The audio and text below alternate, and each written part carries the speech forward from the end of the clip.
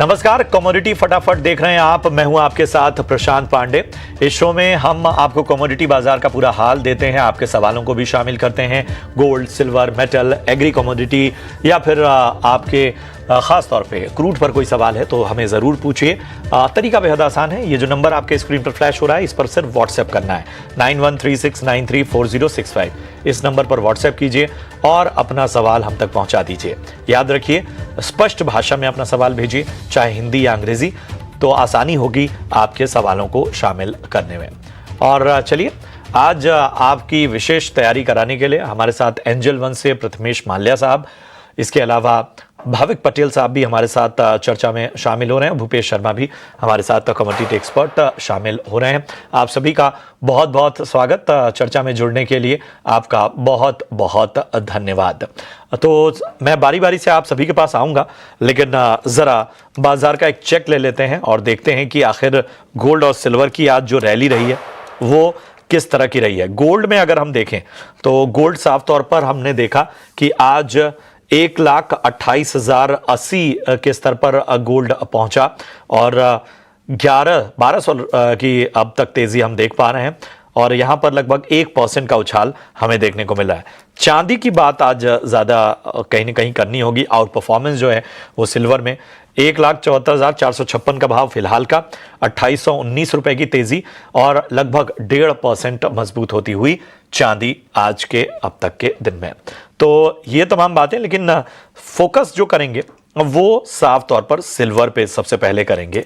और सिल्वर में आप देखिए एक अलग तरह की रैली जो है वो हमें देखने को मिली है और ये रैली अब कहां तक जाएगी इस पर तो नजरिया लेंगे, लेकिन आप देखिए 10 दिनों में लगभग 20,000 तक का महंगी हुई है चांदी। 1980 2011 के बाद अब यानी इस साल 2025 में इस तरह की जोरदार रैली हमें देखने को मिली है। अब इसकी वजहें क्या हैं वो साफ तौर पर नजर आती हैं कि कम सप्लाई और बढ़ती डिमांड से कीमतों को मजबूती मिली है। भारत में भारी खरीदारी और इंडस्ट्रियल मांग से जो है वो शॉर्ट स्क्वीज नजर आ रहा है। गोल्ड सिल्वर रेशियो के हिसाब से भी सिल्वर अंडर वैल्यूड है और लंदन वॉल्ट्स में स्टॉक में 33% तक की गिरावट देखने को मिली है। इसके अलावा कई और सारे अहम फैक्टर्स हैं जो हम आपको ग्राफिक्स के रूप में बता रहे हैं। भाविक सर, आप बताइए सिल्वर की इस आउट परफॉर्मेंस को आप कैसे रेट कर रहे हैं?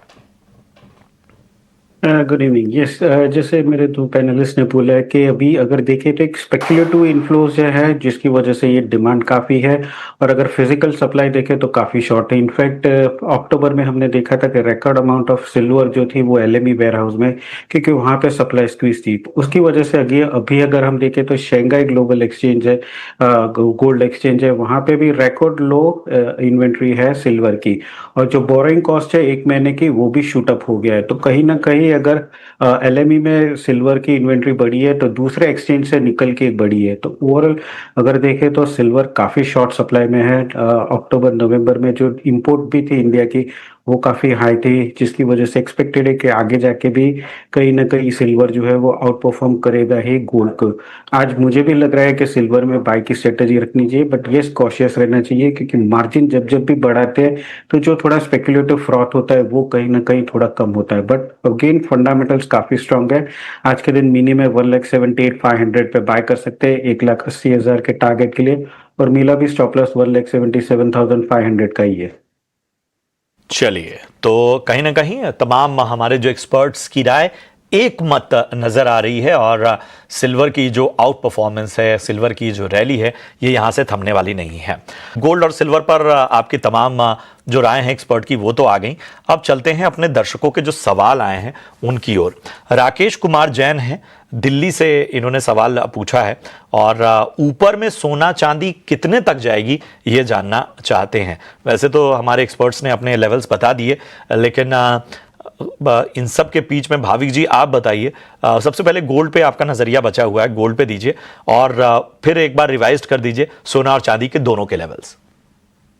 देखिए क्योंकि वॉलेटिलिटी काफ़ी है तो आई थिंक मैं प्रेफर करूंगा मिनी कॉन्ट्रैक्ट जो जनवरी का है वो 1,29,500 के करीब बाय कर सकते हैं 1,30,200 के टारगेट के लिए और 1,29,000 का स्टॉप लॉस रहेगा। और गोल्ड कहाँ तक जाएगा, तो अभी फिलहाल के लिए मिनी कॉन्ट्रैक्ट है, तो मुझे लग रहा है 1,32 तक जा सकता है। ओवरऑल अभी भी it is not a question of if but when, कि कब ये नया हाई इंटरनेशनल मार्केट में आ जाएगा। और जिस हिसाब से अभी रैली चल रही है, मुझे लग रहा है वेरी सून आ सकती है, क्योंकि अभी फिलहाल कोई भी ऊपर के लेवल पे कोई हर्डल है नहीं। I think it would be very easy high बनाने के लिए। तो ओवरऑल 1,32 का मिनी कॉन्ट्रैक्ट है, वो वेरी शॉर्ट टर्म में मुझे लग रहा है ऊपर का टारगेट रह सकता है। बढ़ते हैं आगे और अगला सवाल जो है वो भी गोल्ड और सिल्वर पे ही है। सिल्वर पे हमारे एक दर्शक हैं, सिल्वर पे बहुत सवाल आ रहे हैं। चांदी में अभी खरीदारी करनी चाहिए या नहीं, ये पूछ रहे हैं सुधीर कोटा राजस्थान से। भाविक सर, मैं आपके पास आऊंगा और इनका एक और सवाल है इससे जुड़ा हुआ कि फिजिकल या कमोडिटी कहां पर खरीदारी की जाए। देखिए, उन्होंने बोला नहीं है कि ड्यूरेशन क्या है और कौन से इन्वेस्टमेंट पर्पस है, अगर ट्रेडिंग के लिए है या फिर लॉन्ग टर्म इन्वेस्टमेंट के लिए। अगर ट्रेडिंग के लिए तो जैसे मैंने बताया कि इंट्राडे यस आप बाय कर सकते हैं सिल्वर मिनी कॉन्ट्रैक्ट में 1,78,500 के करीब, 1,80,000 के टारगेट के लिए और 1,77,500 का स्टॉप लॉस रहेगा। अगर एज ए इन्वेस्टमेंट करना है तो मैं बोलूंगा कि फिजिकल के बदले सिल्वर ETF है वो थोड़ा बेहतर रहेगा, क्योंकि इसमें स्टोरेज कॉस्ट नहीं रहती, उसमें रिस्क भी नहीं रहता। और दूसरा ये भी होता है कि आप अपने हिसाब से थोड़ा थोड़ा अमाउंट करके एक SIP भी कर सकते हैं, क्योंकि सिल्वर लाइफ टाइम हाई पे है। तो अगर आपको फिजिकल लेना है तो आप वेट नहीं करोगे और ऑलरेडी प्रीमियम चल रहा है, तो इससे अच्छा है जरूर से मैं बोलूंगा कि ETF से बाय करिए, और वो भी स्टैगर्ड मैनेज से कीजिए, क्योंकि ऑलरेडी लाइफ टाइम हाई पे है। तो यहाँ पे एक बार 179 पे कर सकते हो, फिर अगर कहीं ना कहीं नीचे आता है 168 या 170 और उसके बाद 150 आता है, तो वहां पे आप बाय कर सकते हैं। इसकी वजह से आपकी एवरेज भी कॉस्ट होती है। ETF ज्यादा प्रीमियम प्रेफरेबल होगा, और इंट्राडे करना है तो 178,500 पे आप बाय कर सकते हो। तो ये है राय आपको दोनों ही नजरिए से, ट्रेडिंग के मिजाज से और इन्वेस्टमेंट के नजरिए से, आपको क्या रणनीति अपनानी है। बढ़ते आगे। अब भाविक जी, आप बताएं कॉपर को लेकर आपका नजरिया। देखिए, कॉपर में आई थिंक मेरा जो कॉल होगा वो कॉपी पेस्ट ही होगा, क्योंकि मुझे भी लग रहा है अगर इंट्राडे ट्रेड करना है 1,040 पे बाय कर सकते हैं। 1,048 के टारगेट के लिए स्टॉप लॉस रहेगा 1,036 का। और नियर टर्म और मीडियम टर्म में भी बहुत बुलिश हूँ। मुझे लग रहा है कि कॉपर है वो नेक्स्ट सोना आ सकता है, क्योंकि अभी जिस हिसाब से इन्वेंट्री कम है, चाइनीज जो स्मेल्टर है उन लोगों को भी ओवर प्रोडक्शन की वजह से कॉपर के जो प्रोडक्शन है वो कट कर रहे हैं। तो कहीं ना कहीं सारे न्यूज़ जो है कॉपर के लिए पॉजिटिव है। तो मुझे लग रहा है कि ये कॉपर जो है वो नेक्स्ट 2 या 3 महीने में 1,100 के ऊपर सस्टेन करता हो जाए दिखेगा। और अभी के लिए फिलहाल 1,048 के टारगेट के लिए बाय कर सकते हैं। तो हमारे तमाम एक्सपर्ट एक राय में खरीदारी की सलाह, लेवल्स भी कमोबेश एक जैसे ही आसपास ही नजर आते हुए। चलिए अगला सवाल जो है श्रीकांत जी का मुंबई से लेते हैं, और ये कह रहे हैं कि मेरे पास 60 किलो चांदी है, 60 किलो चांदी इनके पास मौजूद है, पूछ रहे हैं क्या करना चाहिए।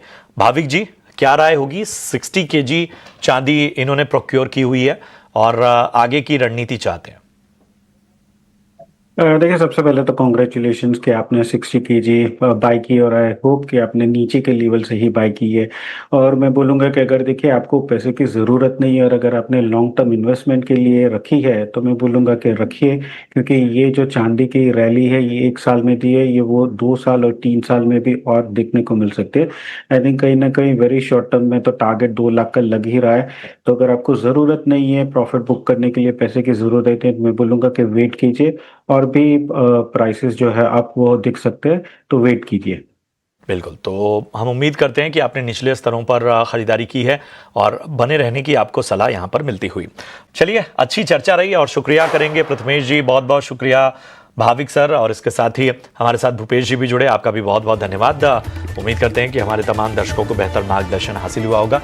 अपना कीमती समय देने का बहुत बहुत धन्यवाद। चलिए, कमोडिटी फटाफट में आज के लिए इतना ही, दीजिए इजाजत। आप देखते रहिए ET नाउ स्वदेश। नमस्कार।